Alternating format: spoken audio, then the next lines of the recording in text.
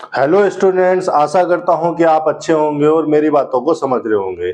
पिछले कुछ लेक्चर्स में हमने बात की टाइम कंजंक्शन पर। टाइम कंजंक्शन सेंटेंस के स्ट्रक्चर को या यूं कहिए कि वर्ब के टेंस या स्टेट को किस तरह से प्रभावित करते हैं, ये हमने जाना पिछले कुछ लेक्चर्स में। इन्हीं टाइम कंजंक्शन से रिलेटेड स्टूडेंट्स के कुछ डाउट्स आए हैं जो मैं समझता हूं कि आपको बताने चाहिए। अच्छे डाउट्स हैं, ठीक है। तो ये पहला डाउट है विवेक का। इनका कहना है कि सर कोज और इफेक्ट वाले सेंटेंस में हम एज की जगह बिकॉज भी लगा सकते हैं क्या? बिल्कुल लगा सकते हैं। दोनों ही स्ट्रक्चर का लगभग लगभग सेम मीनिंग होगा। ये मैं आपको लिखकर समझा देता हूं कि किस तरह से हम यूज करते हैं। I did not have any money, फिर मैंने लिखा as I lost my wallet. ये सेंटेंस हम कंसीडर करते हैं। अब मैंने आपको बताया था कि ये जो एज कंजंक्शन से इस क्लोज को जोड़ा गया है, ये क्लोज या तो कोज है या रीजन है। दोनों में से कोई एक हो सकता है। कोज या रीजन में क्या फर्क होता है मैं पिछले लेक्चर में बता चुका हूं। और ये जो क्लोज लिखी होगी ये होगा इसका इफेक्ट या फिर रिजल्ट इसको कह सकते हैं। अब जो कोज होगा या रीजन होगा वो कंप्लीट हो जाएगा तभी तो कोई इफेक्ट या रिजल्ट आएगा। इसका मतलब इस क्लोज में जो वर्ब है, इस क्लोज में जो एक्शन है, ये कंप्लीशन के स्टेट में होना चाहिए। कंप्लीशन के स्टेट में होने का मतलब है इसको परफेक्ट स्टेट में होना चाहिए। ये हो गई जब एज कंजंक्शन को यूज करते हैं हम कोज या रीजन बताने के लिए। एज कंजंक्शन का यूज टाइम को बताने के लिए भी यूज होता है, तो वहां पर हम उसको दूसरी तरह से इस्तेमाल करेंगे। अब विवेक का ये कहना है कि सर यहाँ पर बिकॉज लगा सकते हैं, कि बिल्कुल लगा सकते हैं बच्चा। दोनों का एक ही मतलब है। एज और बिकॉज दोनों ही इस स्ट्रक्चर में फिट हो सकते हैं। दोनों ही लगाए जा सकते हैं किसी कोज या रीजन को बताने के लिए। हमें इसी स्ट्रक्चर को फॉलो करना होगा। दूसरा क्वेश्चन पूछा है अनुष्का सिंह ने। इनका कहना है कि sir when close past perfect में हो सकती है क्या, या पास्ट इंडेफिनिट की क्लोज के द्वारा ही पास्ट के पॉइंट को रिफर कर सकते हैं। मतलब ये कहना चाह रही है कि क्या सर पास्ट के पॉइंट को पास्ट के परफेक्ट स्टेट के द्वारा भी रिफर किया जा सकता है। चलो एक सेंटेंस इस पर भी बता देता हूं, आपको क्लियर हो जाएगा। मैंने एक सेंटेंस लिखा, when she had done all her work, she had rest। देखो अगर इस सेंटेंस के स्ट्रक्चर पर ध्यान दिया जाए तो जो व्हेन क्लोज है वो है परफेक्ट स्टेट में। Perfect state helping verb plus verb की थर्ड फॉर्म। और जो मेन क्लोज है, ठीक है, वो मेन क्लोज है पास्ट इंडेफिनिट में। ये इसको हेल्पिंग वर्ब मत समझ लेना, ये वर्ब की सेकंड फॉर्म है। पास्ट इंडेफिनिट में ये लिखी हुई है। अब अक्सर यूं तो हम इस्तेमाल करते हैं पास्ट इंडेफिनिट का पास्ट के पॉइंट को रिफर करने के लिए, तो व्हेन क्लोज के साथ हमेशा पास्ट इंडेफिनिट लिखा रहता है। लेकिन यहां पर व्हेन क्लोज में पास्ट परफेक्ट की स्ट्रक्चर को यूज किया गया है। क्या सिनेरियो है, क्या कंटेक्स्ट है, देख लेते हैं। टाइमलाइन पर अगर हम चले तो ये हो गया रिपोर्ट टाइम। बाय डिफॉल्ट यही प्रेजेंट का टाइम है। अब कहने का मतलब ये है कि ये वाला एक्शन कंप्लीट हो गया। कहीं पर ये काम शुरू होगा, काम करने वाली जो एक्टिविटी है कहीं पर स्टार्ट हुई होगी, चली होगी, यहां खत्म हो गई। यानी कि व्हेन क्लोज अब उस पॉइंट को रिफर कर रही है जिस पॉइंट पर ये वाला काम खत्म हो गया, कंप्लीट हो गया। इस पॉइंट पर, इस पॉइंट को रिफर कर दिया हमने कंप्लीशन के द्वारा। बिल्कुल किया जा सकता है, 100% वैलिड सेंटेंस है। हम एक कंप्लीट स्टेट के द्वारा या एक परफेक्ट स्टेट के द्वारा भी उस कंप्लीशन वाले पॉइंट को रिफर कर सकते हैं। ठीक है। अब ज्यादातर केसेस में हम पास्ट के पॉइंट को रिफर करने के लिए पास्ट इंडेफिनिट के स्ट्रक्चर का यूज करते हैं। मोस्ट सेंटेंसेस में हमें यही मिलेगा। तो हमारे अंदर ये भ्रम पैदा हो जाता है कि कहीं पास्ट इंडेफिनिटी तो नहीं है जिससे द्वारा हम पास्ट के पॉइंट को रिफर कर सकते हैं। पास्ट परफेक्ट के स्ट्रक्चर का भी यूज किया जा सकता है। मोस्ट केसेस में हम पास्ट इंडेफिनिट का यूज कर लेते हैं। ठीक है। तो पास्ट परफेक्ट की स्टेट ने या इस सेंटेंस ने इस पॉइंट को रिफर किया जिस पॉइंट पर यह काम कंप्लीट हुआ। अब ये वो पॉइंट है जहां पर ये काम कंप्लीट हुआ। अगर ये काम कंप्लीट हुआ इस पॉइंट पर तो इसी पॉइंट पर ये वाली एक्टिविटी हुई। शी हैड रेस्ट बिल्कुल 100% वैलिड सेंटेंस है। तो बिल्कुल आप ये समझ के चलिए कि व्हेन के साथ व्हेन क्लोज में परफेक्ट स्टेट भी आ सकती है। ये वो जो दो डाउट बच्चों ने मुझे भेजे उन पर अभी हमने डिस्कशन किया। अब हम बात करेंगे वर्ब्स के कुछ ऐसे मीनिंग या कुछ ऐसे नेचर पर, या मेरे कहने का मतलब है कि कुछ वर्ब्स इस मीनिंग या इस नेचर की हो सकती हैं कि वो उनका मीनिंग और उनका नेचर भी सेंटेंस के स्ट्रक्चर को या वर्ब के टेंस या स्टेट को प्रभावित कर सकता है। तो चलिए शुरू करते हैं ऐसी वर्ब से, ऐसे सेंटेंसेस से। एक सेंटेंस में लिखने वाला हूं, when I got home, comma, I realized that I lost my keys in the car। इस सेंटेंस की स्ट्रक्चर को थोड़ा ऑब्जर्व कर लेते हैं, फिर इसको टाइमलाइन पर लेकर चलेंगे। देखिए व्हेन कंजंक्शन लगा है टाइम को रिफर करने के लिए। ओके, ये हो गया प्रोनाउन यानी कि सब्जेक्ट। अब ये वर्ब की सेकंड फॉर्म है यानी कि पास्ट इंडेफिनिट। पास्ट इंडेफिनिट अगर यहां पर लगा है तो पास्ट के किसी पॉइंट को रिफर करेगा। होम एडवर्ब लगा है।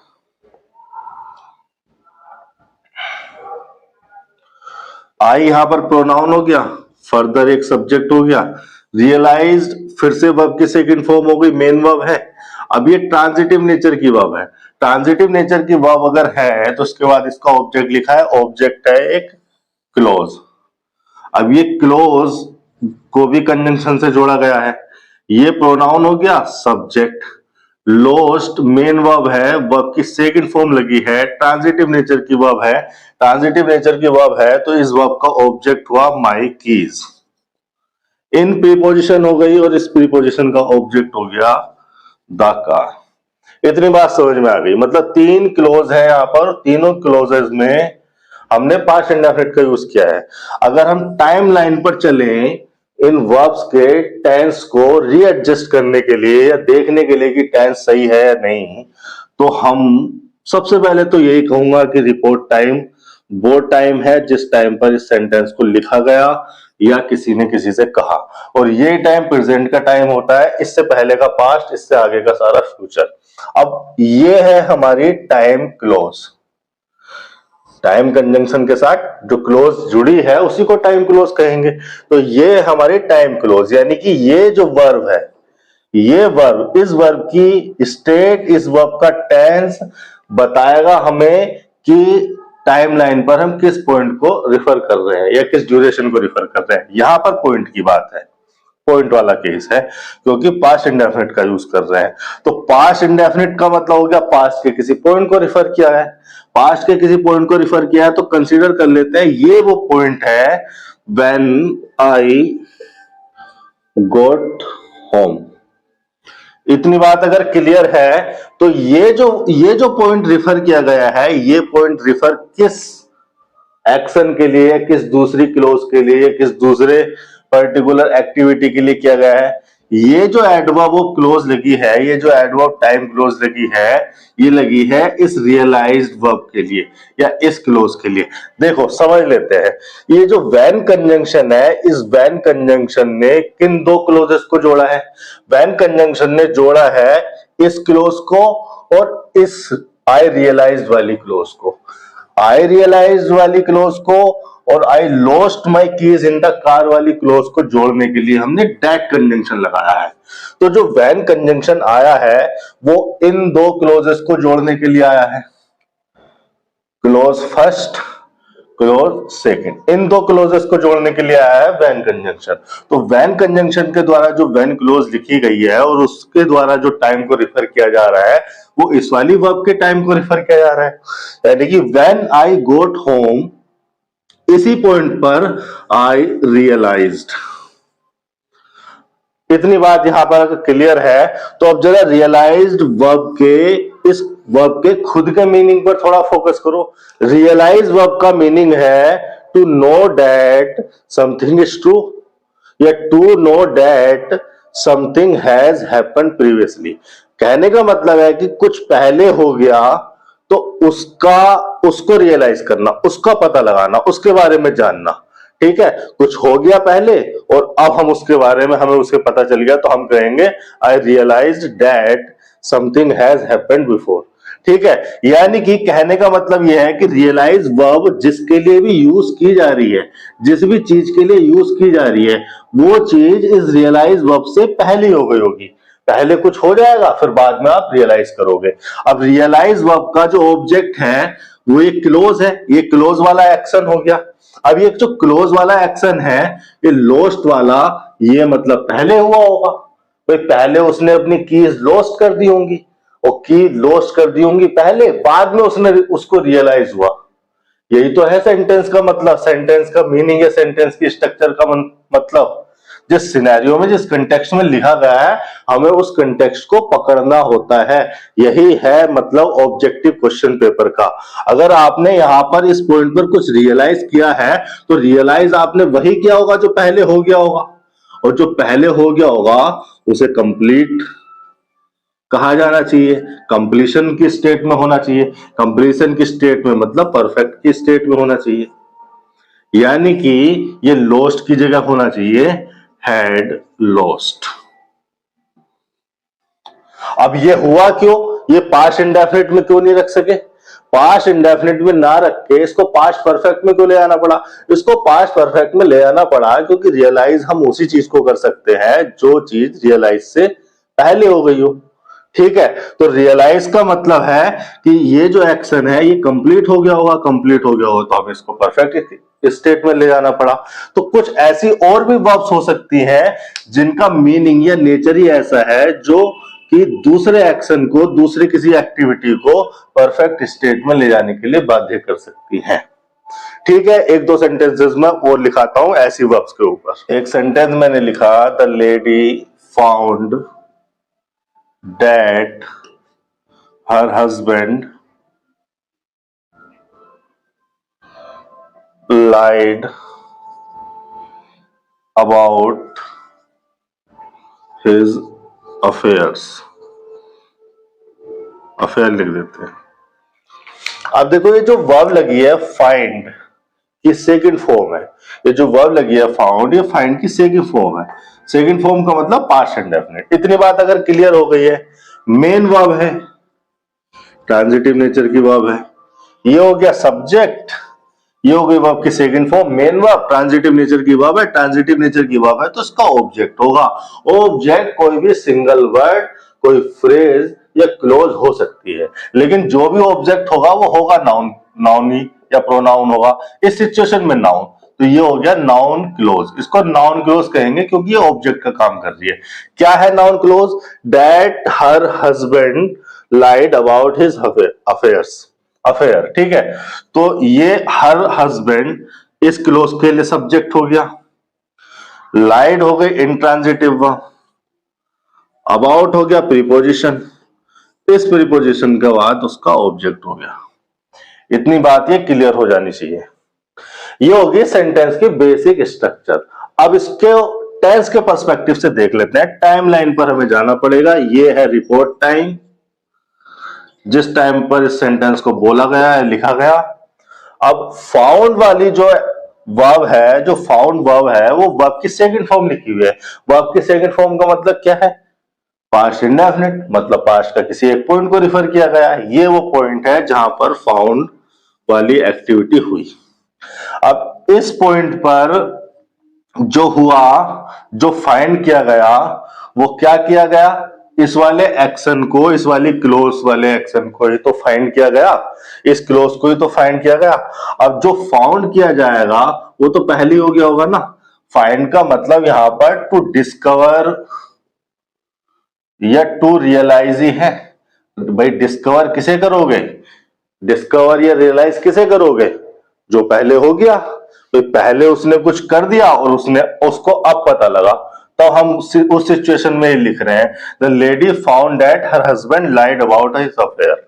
अब जो चीज पहले हो गई उसका तो कंप्लीशन दिखाना चाहिए। ये वर्ब भी इसी मीनिंग की है कि जो दूसरे वाले क्लोज है, दूसरी वाली जो वर्ब है उसको परफेक्ट स्टेट में ले जाना चाहिए। तो लाइड न लिख के यहां पर लिखोगे आप हैड लाइड। तो इस तरह की जो वर्ब्स होती है, और भी वर्ब्स हो सकती है यहां पर। रिकॉग्नाइज मैं लिखा देता हूं, हर वर्ब के ऊपर सेंटेंस लिखाना जरूरी नहीं है। एक वर्ब हो सकती है रिकॉग्नाइज। रिकॉग्नाइज भी किसी ऐसे एक्शन के लिए, ऐसे क्लोज के लिए यूज किया जा सकता है जो कि पहले हो गया हो। एप्रिशिएट भी इस मीनिंग में यूज हो सकता है। देखिए ये जो वर्ब्स लिखा रहा हूं मैं, किसी दूसरे मीनिंग में भी यूज हो सकती है, लेकिन अगर ये किसी ऐसे मीनिंग में, ऐसे नेचर के साथ यूज हो रही है कि जो कि पहले किसी एक्टिविटी को रिफर कर रही है, फाइंड किया गया है जो पहले कुछ हो गया, रियलाइज किया जा रहा है जो पहले कुछ हो गया, रिकॉग्नाइज किया जा रहा है जो पहले कुछ हो गया, ठीक है, अप्रिशिएट किया जा रहा है जो कि पहले कुछ हो गया, अप्रिशिएट किया जा रहा है जो पहले कुछ हो गया। तो जो चीज पहले हो गई है उनको परफेक्ट स्टेट में ले जाना चाहिए, ठीक है। ये है कहने का मतलब।